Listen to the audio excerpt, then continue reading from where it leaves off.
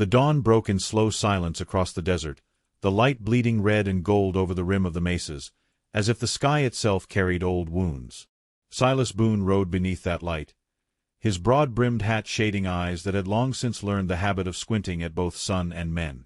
He was a solitary figure, his horse's hooves striking dull against the hard-packed earth, a man who carried more shadows than possessions. The town whispered about him often enough, said he was cursed, said he had no place in Dry Creek nor anywhere else.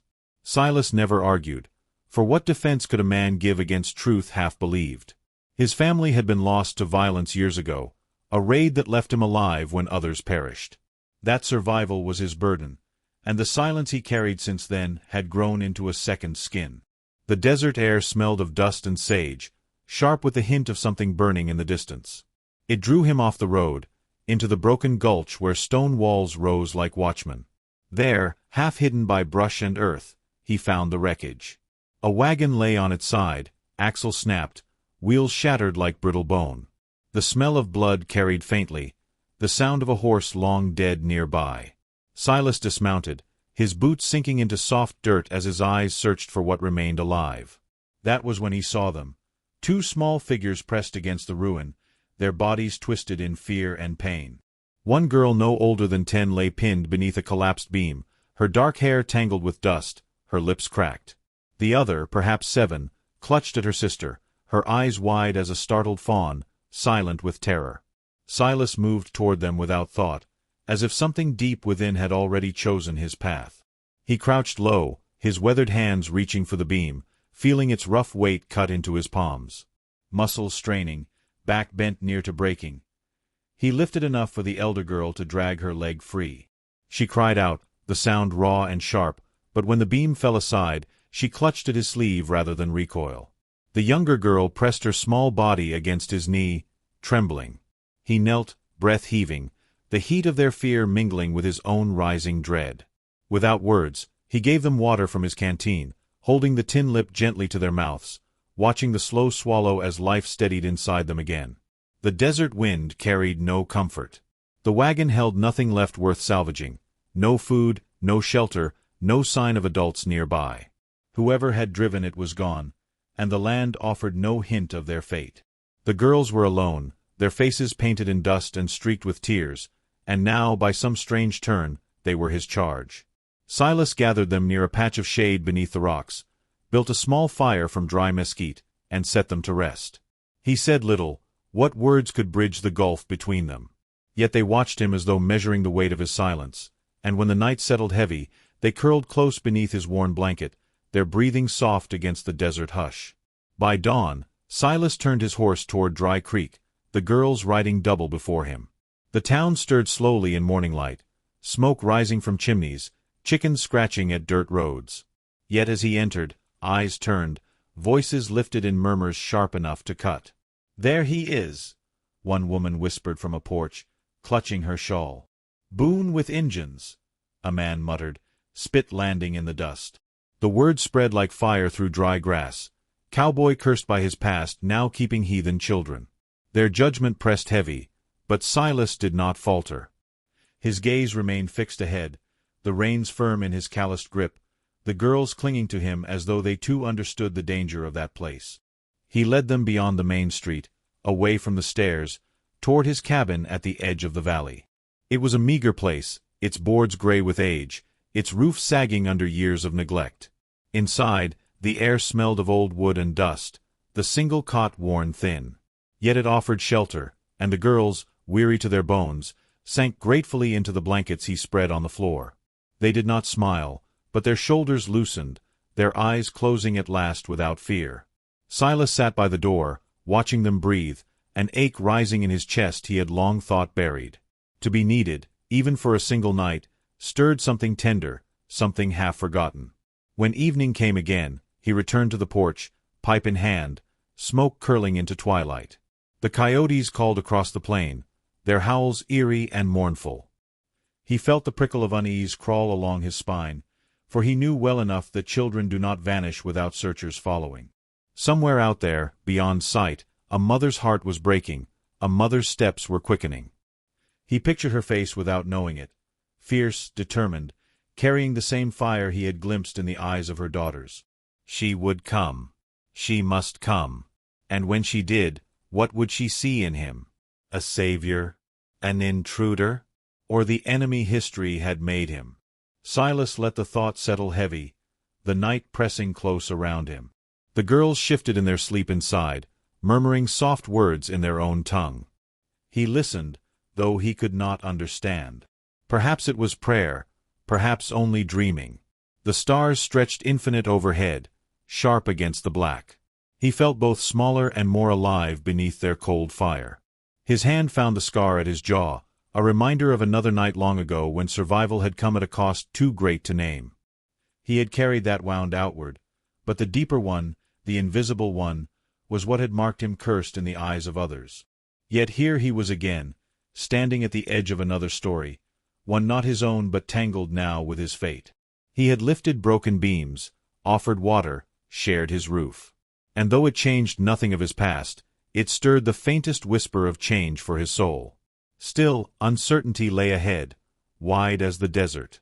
He could not know what tomorrow would bring, whether gratitude or vengeance, whether connection or another scar. All he knew was that something waited on the horizon, moving steadily closer with each breath of wind. And as the coyotes' cries died into silence, Silas Boone felt the first true shiver of anticipation in years. The morning broke hotter than the day before, the sun climbing quick and harsh, spreading its heat across the land as though to test every living thing. Silas Boone rose early, restless, a tightness coiled in his chest that he could not name. He tended the small fire outside his cabin, brewed coffee in a blackened tin pot, and watched the girls stir awake inside.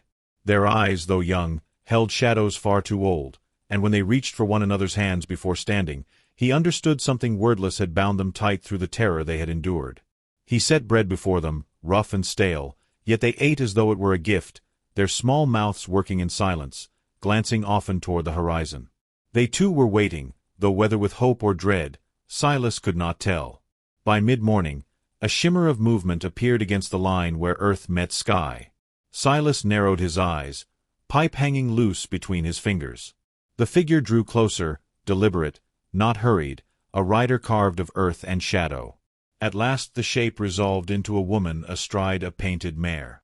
Her shoulders bore a blanket the color of stone, her hair hung in braids dark as ravens, and an eagle feather trembled lightly in the desert breeze.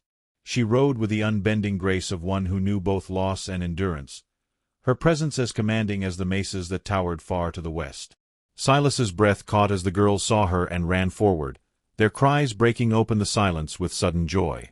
The woman dismounted in a single fluid motion, gathering them into her arms, clutching them with a fierceness that told of nights without sleep and days without food. She murmured in her tongue, a torrent of words that washed over them like water over stone. The girls clung to her, sobbing, their small bodies shaking with relief. Silas remained by the cabin's door, uncertain, his heart beating slow but heavy. The woman's eyes lifted at last to his, and what he saw there cut deeper than any blade. They were sharp as obsidian, dark pools that reflected both suspicion and sorrow. He felt the weight of her gaze measure him, strip him, and hold him accountable to more than his actions of the last day. He stood tall out of instinct, though his throat tightened. Here was the mother of the girls he had saved, and in her face was the history of every wound between her people and his. The air seemed charged, as though the land itself braced for what might come. She did not speak at first. Instead she reached into the folds of her blanket and drew forth a small bundle wrapped in buckskin. She stepped forward, the girls still gripping her skirts, and extended the bundle toward him. Silas hesitated, then took it in both hands, careful, reverent. He unwrapped it to find an arrowhead carved from bone, its surface set with a piece of turquoise that glimmered in the sun. It was no trinket, no bauble. It carried meaning, though he could not name it. His rough fingers curled around it as though it might dissolve if not held steady. "Why?" he whispered, the word harsh from disuse. Her reply came soft but firm, her English broken yet clear enough. "You save my blood. I give you mine." The word struck deep, echoing inside him with a resonance he could not shake. He wanted to answer, yet no answer felt worthy. The silence stretched, broken only by the shifting of the girls and the soft creak of saddle leather as her mare tossed its head. Then, slowly, she placed her hand upon her chest, and then against his, just over the scar that traced his jaw and disappeared beneath his shirt. It was not affection, not romance, but something heavier, recognition. She saw him not as the town whispered of him, nor as the past had made him, but as the man who had chosen to lift a beam, to offer water, to keep children alive when he might have turned away. That acknowledgment burned warmer than any fire. Around them, a few townsfolk had gathered at a cautious distance, their whispers curling like smoke once more. Some leaned against hitching posts, others stood with arms crossed, suspicion etched deep. And among them came Elias Crow, broad-shouldered, red-eyed from whiskey, a man who had long carried hatred for Silas Boone. He pushed through the onlookers, his boots scuffing dust, his voice rough with disdain. "Ain't this a sight?" he jeered, gesturing toward Silas with a crooked grin. "Boone, keeper of Injuns. Cursed then, cursed now."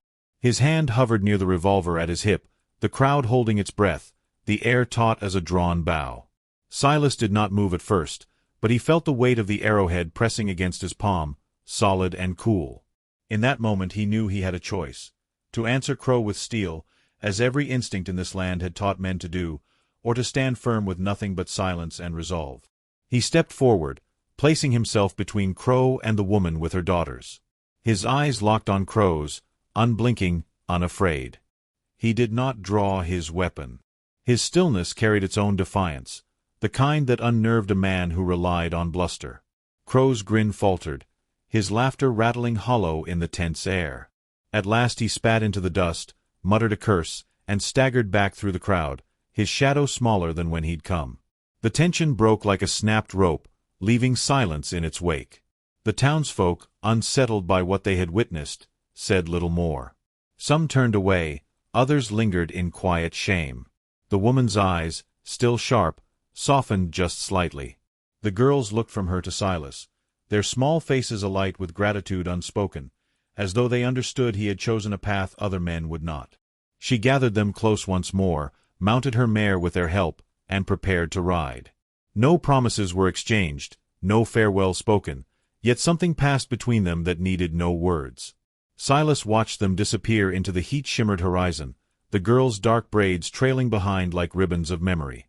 He stood alone again, the arrowhead heavy in his hand, the turquoise flashing when the light caught it. Yet he no longer felt the emptiness that had dogged his every step. Something within him had shifted, quiet but unyielding. He had been seen, and in that seeing, he had been remade. When at last he turned back to his cabin, the desert wind carried a softness it had not held before. He looked upward, to the sky stretched wide and merciless, and for the first time in many years, it did not feel like an enemy. He tucked the arrowhead into his shirt, its weight pressing steady against his heart. The old voices of the town would not vanish, nor would the ghosts of his past. But he had learned that salvation did not come from fighting harder, nor from running farther. It came, instead, from a moment of mercy shared between strangers who might have remained enemies but chose otherwise. That night, as the stars spread their fire across the black, Silas sat on his porch and let the quiet hold him. He thought of the girl's small hands clinging to his coat, of their mother's unflinching eyes, of the choice he had made not to draw his gun. The lesson lingered, simple yet profound. In a land where hate was easier than hope, the true measure of a man lay in whether he could lay his weapon down. And so the story of Silas Boone did not end with blood, nor with triumph, but with a gift carved from bone and turquoise, resting against his chest like a second heartbeat. It was not a promise of peace, nor even of love, but of something quieter dignity, and the faint, enduring possibility of change.